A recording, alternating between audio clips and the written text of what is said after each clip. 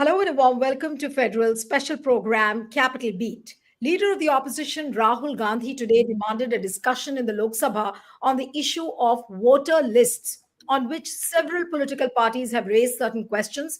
And this issue was raised during the zero hour today when Rahul Gandhi said that the entire opposition has been demanding a discussion on voters' lists. What exactly he said, I'm going to quote, he said that we accept your remarks. He's speaking to the speaker, and then while speaking to Mr. Om Birla, he says that we accept your remarks that the government does not make voter lists, but we demand a discussion on the issue. And he also went on to say that the voter lists are being questioned across the country. Questions have been raised by the opposition in one voice in every state. Now, this statement by Mr. Rahul Gandhi is seen as an outlier because very rarely, or rather, we don't remember when we saw voter list fraud becoming a point of discussion on the floor of the House, and this is exactly what Rahul Gandhi has demanded. So, has Rahul Gandhi directly challenged the legitimacy of the Modi government? Is this a turning point in the fight for electoral democracy? Joining me now is Supreme Court lawyer and activist Mahmood Pracha, who's been fighting for electoral democracy and he's been batting for the ballot papers. He joins us this evening. Thank you so much, Mahmood, for joining on the Federal. And my first question to you is that the very fact that the opposition parties today have recognized the importance or the significance of discussing voter list fraud on the floor of the House, do you see this as some kind of a turning point, as some kind of a change which you all have been batting for? Thank you, Neeluji, for speaking to me on this very, very important development. I think, yes, the answer to your question is yes. Zero hour, as we all know, is used by members to highlight an issue of utmost importance and of great relevance, and which is very urgent in nature. So therefore, I think by raising this issue, and indirectly what was hinted was, and in a very subtle and sharp manner, that Rahul ji said that yes, I know that government doesn't, and you are also saying that. But the underpinning point he was trying to make, according to me, was, but the election commission has been hijacked, and it is the election commission which is doing the dirty work of not the government, because government of India is a different body altogether, but of Mr. Narendra Modi personally, and Mr. Amit Shah, and Mr. Mohan Bhagwat, and Mr. JP Nadda, not as a minister but as the president of Bharatiya Janata Party. So that was a subtle point which was very, very subtly highlighted by Mr. Rahul Gandhi, and I think it's a very important point, because holding free and fair election is the cornerstone of the democracy, which is to be saved at all cost. If we have to save our country, we have to save democracy, and if we have to save the democracy, we have to save the mandate of the people, the true will of the people. Right, but Mahmood, what happens now? I could see the discomfort on the face of the speaker, Mr. Om Birla, when he actually said that, do you think that the government is preparing the voter list? So he was under the impression, if you look at that soundbite which has come out on the social media, where he's saying कि क्या आपको लग रहा था कि voter list सरकार बनाती है? Then Rahul Gandhi has to say that no, we accept the fact that the government doesn't prepare the voter list, but we want a discussion. So does it go to show that the government would not be ready for a discussion on this particular issue? What is your feeling? I mean, so far on very tricky issues, the government has shied away from all kinds of discussions. And on an issue like this, what is the probability of a discussion happening on the floor of the House? What was said in a indirect manner by Rahul ji was actually misunderstood by Mr. Om Birla, the Honorable Speaker. And that is why he was extremely scared that I never said this. So that was the reaction which showed that how much fear he has. The Honorable Speaker has fear of the powers that be. And that is again a very crucial question. Also, although he is very, very close and dear to Mr. Modi and Mr. Amit Shah, yet he got so scared. But Rahul ji was saying it in a very subtle and indirect manner, which he could not understand, because he was just actually repeating what Mr. Om Birla had said. Government doesn't prepare. So he he said it in such a manner which actually went above Mr. Om Birla. But that being apart, the issue is that election commission, the manner in which election commissioners are being appointed, they act as a crony, as a tool of not the government of India, but the political party, that is Bharatiya Janata Party. That was the point which was being highlighted. Once this issue becomes the number one issue, I think rest will follow. Once the sovereignty which is transferred from the people of India to elected representatives, that is put in place, that becomes transparent, that becomes actually truthful, then I think Mr. Rahul Gandhi would not be sitting on this side. All the people who are sitting on this side would be probably sitting on the other side, but better late than never. That is all I will say. But he has raised in this voter list issue is an extremely important issue, because this is the fodder for ultimate manipulation. What is the purpose of manipulating the voter list?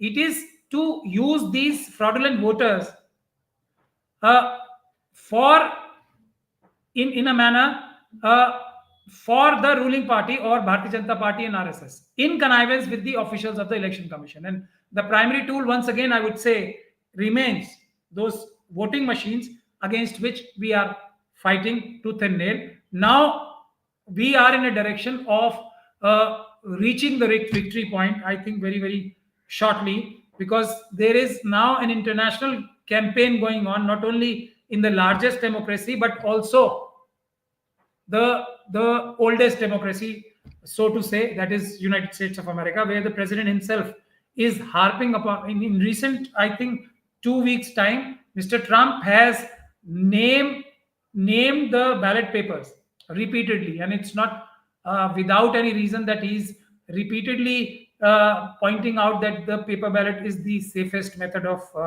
voting. I think America is going to lead a charge and request all democracies to use paper ballot, and I don't think Mr. Modi is in a position to, unfortunately so, but he's not in a position, at least not visibly so, to refuse the demands. And this would be one of the demands which will be beneficial for India, I would say that. Right. That use of paper ballot. I mean, Right. use of paper ballot. Now the various parties are talking about a grassroots movement on this, whether it is Congress, like Congress has already started a campaign called Mera Vote, Mera Adhikar, that's happening in Uttarakhand. Then likewise, something like Jan Sunwai, it's happening, I guess, in Maharashtra. In 2 states, they've started a pilot project which might be replicated in several other states, they are saying. Then in West Bengal, Trinamool is also talking about this epic scam in a big way. Do you see this as a green shoot? Because there's a campaign which you are also batting for, and there's rampant corruption in the electoral fraud, the way the manipulation is happening. Do you see this as a positive sign, and do you see this as unprecedented? Because there was a time, and I have done interviews with you where you said, and where you had complained that opposition parties are not getting aware of the issue. They are not picking up this issue. So do you see this as a positive sign somewhere?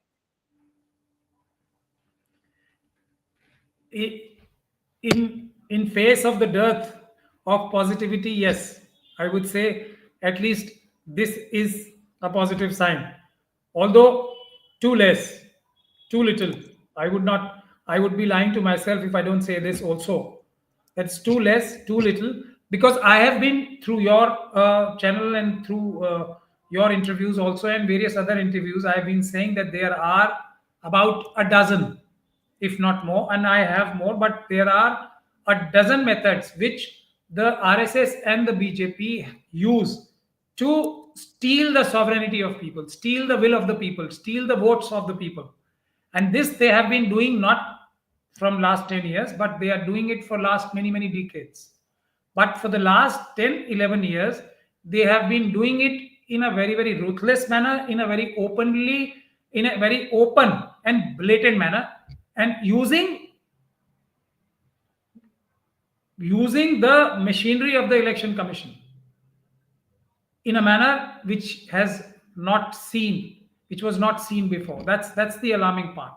But I can enumerate those factors once again, but I'm not wanting to do this.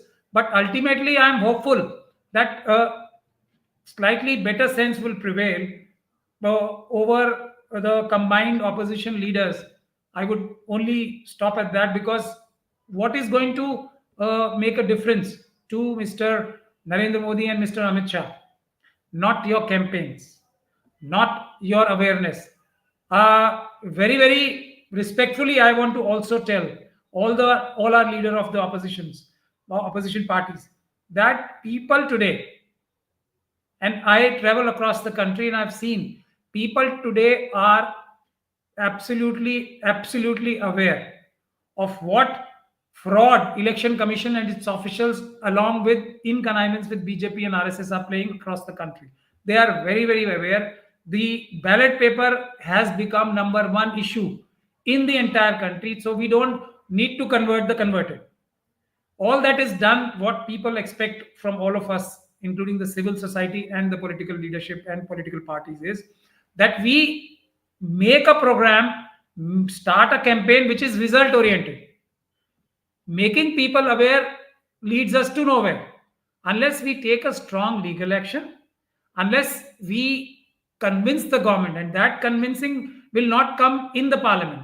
I mean, you can highlight an issue in the parliament, but a mass campaign against the election commission's methods has to be launched. That is one. Two, a very strong legal action also has to be taken, and that will be in the form of criminal complaints against various offenses which have been committed by the officials of the election commission. These two pronged methods, these two pronged strategy is actually going to be the one which is going to bring our country out of the clutches of this anti-democratic forces. That is the suggestion I very humbly want to make to all the people of especially the India bloc parties, and also the leader of the opposition, because he represents almost more than 60% of the people who have voted against Mr. Modi. So Mr. Rahul Gandhi is in that place. We keep reminding him of that his stature is actually in many ways more than the prime ministers. So he has to shoulder that responsibility, and we are going to do. Civil society is doing its bit. I had also promised that after 72 hours, I will also make a complaint to the police of Kolkata, actually, which complaint I have already prepared. I will be sending it immediately after Holi, and that if we get a good investigating officer from West Bengal, which we hope that Trinamool Congress will definitely appoint a very seasoned and sharp officer to investigate our complaint. We will provide them with all the evidences which we have, and that actually will crystallize the issue. Then there will be fear of law in the minds of officials of election commission, and then I don't think we will have to work very hard, or the campaign on the streets will become easier. That is what my thought process is. But Mehboob, there are two aspects to this electoral malpractice. Now, one, of course, is the tampering of the EVMs, which we do not know if it is happening. You have spoken about it a lot. And the other thing is the voter list fraud. Now, voter list fraud is something which the political parties have picked it up. And now it's getting predominant. So why is it that there is a certain level of distrust as far as the EVM issue is concerned, but this voter list issue, maybe you call it an epic scam or the voter list fraud or whatever, in whichever manifestation it's happening, but these seem to be two separate issues altogether? Absolutely not. One leads to the other. This Okay. manipulation of voter list is the preparation, and the manipulation of votes is done by the machines. They are actually sequential. Without, see, without the machines, the fraud will never be so big that it will decisively stop the people of India from overturning RSS and BJP from across the country. But voter list fraud is single handedly not enough to give that impetus to BJP and RSS to win elections against the flood of people, the tsunami of people which are against Mr. Narendra Modi and BJP and RSS. So that's my understanding of the things. And because you see, you manipulate votes. That's the fodder. You've manipulated votes. What next? There are two ways of doing it now. Either because you see, large number of people are voting against BJP in every constituency, large number of constituencies. So to overcome this large number of voters, they have to bring lakhs and lakhs of people from outside. That exercise is literally impossible. So they do that. They what they do is that they there is a indelible ink, and that there is a solution to remove that indelible ink. If this political party, I have been saying this again and again, if they want to understand how RSS functions, they can come to our office. We will tell them everything. The RSS people have developed this expertise of removing this indelible ink also, which is still there in my finger. If you can see, I think because you voted, it will be there in your finger. But they have developed a solution to remove this. So one person can vote again and again, but then there is a challenge of the presiding officer sitting there, the booth level officers sitting there, and the polling agents sitting in the booths of various political parties. Wherever they can manage all of them, hijack, threaten, or buy, only there this removal of ink can help. Otherwise, the most serious, the most easy, and the most covered method is manipulating the machines. So this political parties have to understand, and I have a difference of opinion what the political parties are saying, that the voter list, there is no speculation. I mean, there is. I think because political parties are clearly saying that they want election commission to give them the voter list. Till that time, it is only an allegation, because the political parties are not having both the polling lists of the Lok Sabha and, for example, in Maharashtra, Congress party is asking for voter lists of from the election commission of the Lok Sabha as well as the assembly elections. So it is an allegation for which there are no proof.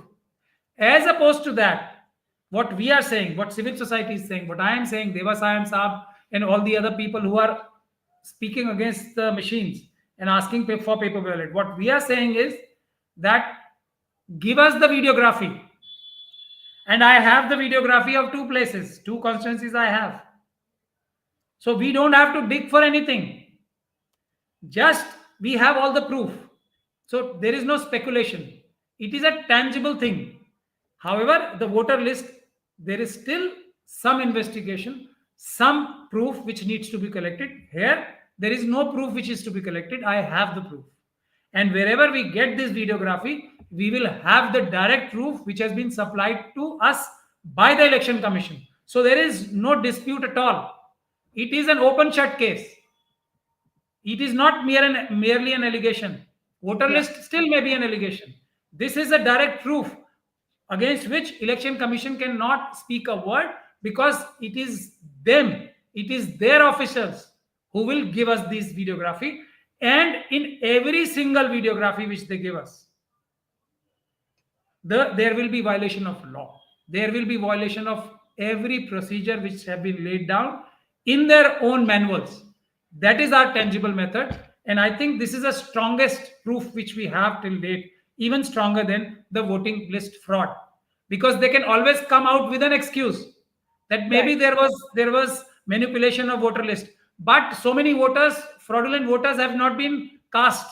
So therefore, it did not affect. No, but if you look at Just let me finish this last line.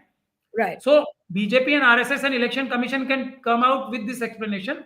Yes, maybe we accept, but after a long exercise of proving that there was a voter list fraud, they would come out and say, now you have to establish that these excess of votes, these manipulated votes, these fraudulent votes were actually cast in the favor of Bharatiya Janata Party candidate.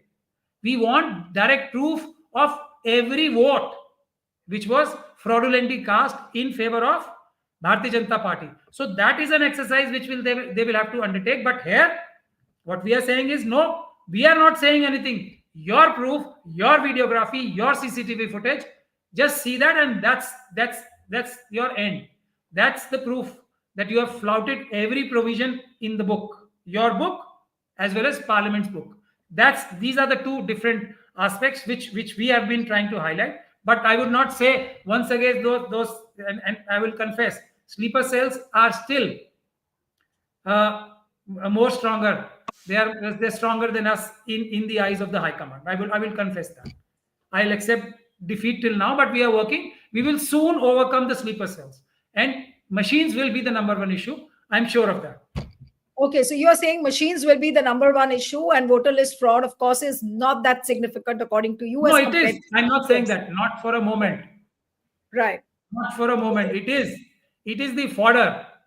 Okay. It is. Okay. It No, is but the. It is the raw material. The right. byproduct and the final product is the actual manipulation is done by the machines. By the machines. I get your point, but the latest reply which was given by the election commission, the day Trinamool pointed out these epic numbers and they brought in specific instances. So election commission came up with a clarification and said that in a way they admitted the guilt, they admitted to the fact that there were duplicate ID numbers, but at the same time they passed the buck onto the BLAs, that is the booth level agents, who should have been appointed by the political parties. So do you think that the election commission still is admitting its guilt, or they are just trying to pass the buck onto the political parties? Because their press release said that political parties have the right to appoint the BLAs, and they should have checked it if the fraud was happening. So that was the kind of press release which came out. So that forces me to ask you this question, that is election commission still passing the buck onto the political parties rather than admitting its own follies, rather than admitting its own anomalies in the voter list? Nilu, that exactly is my point. They will come up with one excuse or the other to wriggle out of this voter list fraud. Although this is a very extremely fallacious argument, which can be demolished in 1 minute, because these political party activists or workers, they are just there as an observer. The actual power in this is not being said by the political party leaders also. Let me explain it to them also through you. They are just observers. They don't have the power to interfere in the work of the BLOs, in the work of the electoral roll officers, EROs. They are just there as an observer. And for a moment, we accept the allegation of the election commission that the BLAs, the officers of the workers of the or the agents of the political parties were lacking in their duties. That's an additional safeguard. But the primary and and in the entire responsibility of ensuring that every voter is actually correctly, without any fault, enumerated in the voter list is solely, and I'm using my words very, very carefully, being a lawyer, is solely on the EROs. They cannot escape their responsibility, putting the blame on just the observers of political parties. I mean, this does not cut any ice, and it only shows, but that they are trying to fool the political parties and the people at large by giving one excuse or the other. But again, they have an excuse. That is exactly my point. Whereas what I am saying is, firstly, that political parties should register FIRs against the EROs and the other election commission officials, including now the present chief election commissioner, because he is coming out with this explanation, which is an admission of guilt, and guilt as in criminal offense, spelled out in the Representation of People's Act as well as the BNS. So therefore, first thing which should be done by the political parties or the civil society, if they don't do it, we will do it. Register FIRs. One. Two, they should expose them by saying that it is not our responsibility. But now let me come back to the machines. What our formula is. There they cannot say because it's their videography. There they cannot say that this is the explanation. You should have been there. He should have been there. Your people did not do this. They did not do that. What we are doing is give us the videography, and this is the proof. Impeccable proof, unbeatable true proof, undeniable proof, because it is your document. So that is the difference between the two. So maybe we are able to convince that leadership, but our struggle continues one day, and then that one day I think will come very soon when we will be able to convince them that all this is there. But the strongest proof is the proof which we have collected through the medium of the videography and the CCTV footage. One last question, Mahmood, before I wind up the interview, that this entire conversation is because of the fact that the political parties today have demanded a discussion on the floor of the House. Once again, that same question to you. Are you hopeful that Mr. Om Birla is going to allow a discussion in Parliament on this? Will the government allow? Because somewhere down the line, it impacts the image of the government. It impacts the image of the Election Commission. So maybe they would. They would. I mean, it's just allowed thinking and allowed imagination that they might allow a discussion. Or will they not? What's your feeling? My request to everyone, including you, is come back to 2025, come back to the time after 2014. That is my request to all the people who have their heart in the right places. Please understand, these people have no shame. Anybody who has some dignity, they will feel that yes, we are having a loss of face. They don't care. Have they cared ever? You have been you have actually interviewed Mr. Subramaniam Swami for I think so many times. Did it cut any eyes? What all he has been saying? So let us not live in past. Let us not live in an era which is pre 2014. Come back to today. Come back to the reality. We need to be shaken up. Come out of your slumber. We are dealing with a different kind of people. They have absolutely no shame, no respect for the constitution, no respect for any law, no respect for any morality, nothing, only their personal gain, nothing else. They will sell anything for their personal gain, for their personal gain. That is the kind of people we are dealing with. This is what we say. Now let us imagine Mr. Om Birla discusses with Mr. Amit Shah and Mr. Modi, and they decide that okay, allow them this pleasure of having a discussion. Discussion continues, and the debate is won hands down by the opposition. Then what? That is the point. Then what? Then nothing. What, they don't have 272 as the number, so nothing will change. So therefore I have suggested two-pronged solution.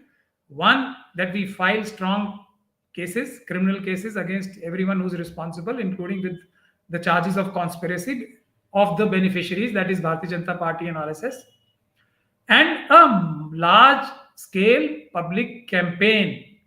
Help us in the litigation, because we want these election petitions to be decided in 6 months to 8 months.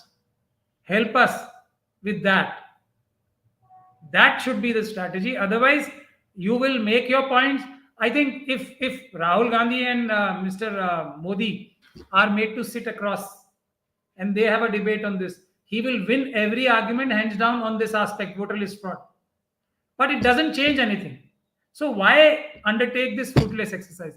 The only benefit is that people will get aware. People are aware. People are more aware than the leaders. People are more aware than the political workers. Right. They hate these machines and they love paper ballots. So there is no need for that exercise. So according to me, this exercise is actually will not get any fruits for the opposition, because people are convinced, they have no shame. what is the third objective of this? You cannot have law changed because of your exemplary, beautiful arguments. So what is the point? Right. Okay, so we'll have to wait and watch whether this discussion happens or not. And what is the logical conclusion of this entire exercise? We'll have to wait and watch. Thank you so much, Mahmood, for joining on the Federal. Thank you so much. Thank you so much for talking to me.